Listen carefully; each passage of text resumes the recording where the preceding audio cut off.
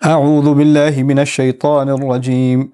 وإذ قال موسى لقومه إن الله يأمركم أن تذبحوا بقرة قالوا أتتخذنا هزوا قال أعوذ بالله أن أكون من الجاهلين. رب اشرح لي صدري ويسر لي أمري واحلل عقدة من لساني يفقهوا قولي. فالحمد لله والصلاة والسلام على رسول الله وعلى آله وصحبه أجمعين. Assalamu alaikum. In this short reminder, I want to share with you something from ayah number 67 of Surah Al-Baqarah, in which Allah Azza wa Jal talks about the incident of the cow. Of course, Surah Al-Baqarah is called the cow. When Musa alayhi salam said to his nation, no doubt it is Allah that in fact commands you that you should slaughter a cow.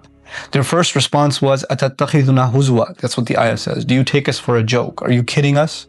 You want us to slaughter a cow? A murder just happened. And God's response is that we should slaughter a cow? That sounds kind of ridiculous. And I'm sharing this as my first reminder because Allah made it a point to mention what their reaction was to Allah's instructions. A prophet is telling you on Allah's behalf, slaughter a cow.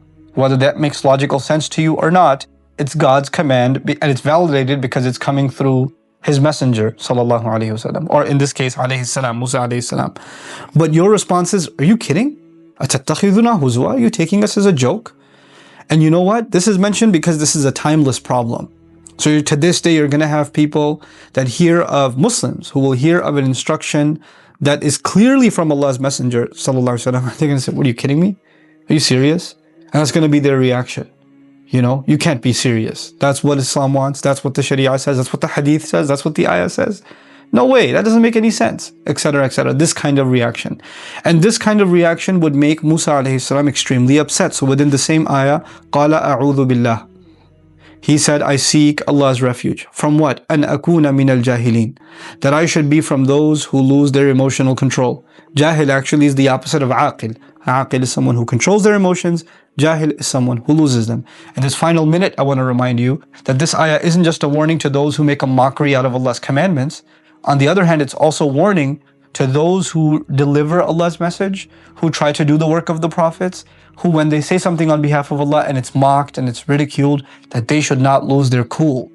Because Musa alayhi salam immediately says, I seek refuge of Allah that I should be from those who are jahil, who lose their cool. In other words, this would really enrage him, and he does not want to lose his temper, because then he will not be able to do his job. So, you know, carrying the message of Islam and giving advice for the sake of Allah requires a thick skin, and you're going to have to deal with some very obnoxious people who will say some really ridiculous things, and you're going to have to say, A'udhu billahi an akuna min al-jahilin.